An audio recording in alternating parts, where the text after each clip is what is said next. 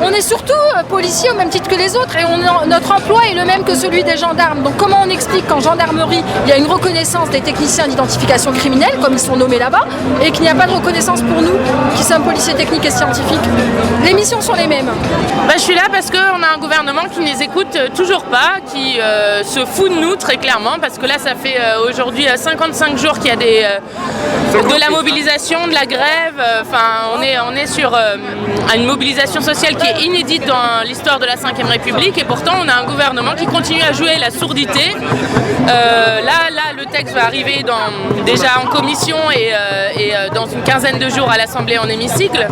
On nous a donné des études qui sont truquées, c'est-à-dire que vous avez 1000 pages d'études avec des cas types, donc des cas de personnes qu'ils ont simulées et qui en fait sont là pour montrer qu'il y aurait plein de gagnants dans cette réforme. Et en fait, quand on regarde précisément, ils ont bloqué l'âge d'équilibre ou l'âge pivot à 65 ans, alors qu'on sait que l'âge il va se décaler au fur et à mesure des générations.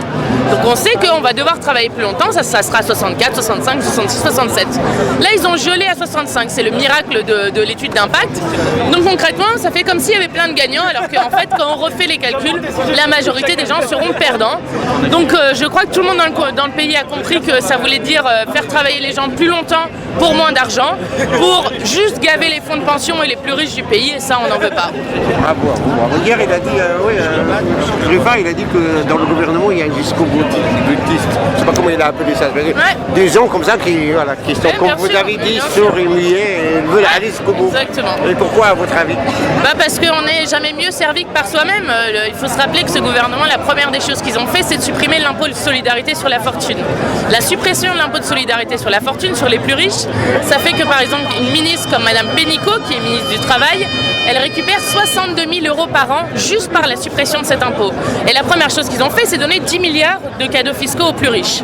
10 milliards de cadeaux fiscaux, mais de l'autre côté, on baisse les APL, on augmente la CSG, et tout ce qui en fait fait souffrir le peuple dans sa majorité pour pouvoir gaver une minorité de la population. Donc ils ont une mission, c'est servir les riches toujours et servir toujours les plus riches, et on doit les stopper. Et pour le coup, cette réforme des retraites, c'est le moment d'arrêter Macron et son monde de souffrance, et de dire que nous voulons et nous nous battons pour un monde des solidaires où on partage les richesses, où on est à la hauteur de l'urgence écologique et surtout où c'est le peuple qui est souverain et qui décide de son avenir.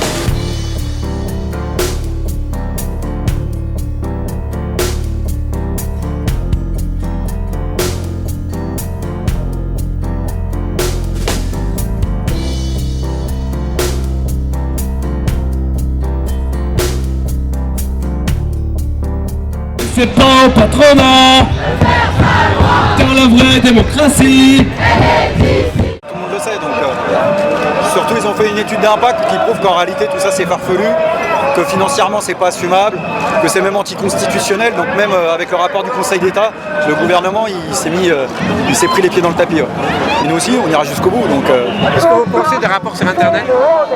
Quand vous avez fait un rapport qui ne vise qu'à une chose, c'est montrer que la loi est bien, que vous tenez compte que 65 ans pour âge d'équilibre, alors qu'on sait que ça va faire 66, 67, bref, quand vous truquez les choses, vous pouvez lui arriver à lui faire dire n'importe quoi, c'est ce qui s'est passé. C'est pour ça que le Conseil d'État estime que, en gros, il vaut rien quoi, pour aller vite. Le rapport, c'est une espèce de supercherie, parce qu'il est basé sur des cas d'études où les gens prennent leur retraite à 65 ans. Alors c'est évident qu'à 65 ans, ils ont accumulé un peu plus d'argent, mais qui va travailler jusqu'à 65 ans?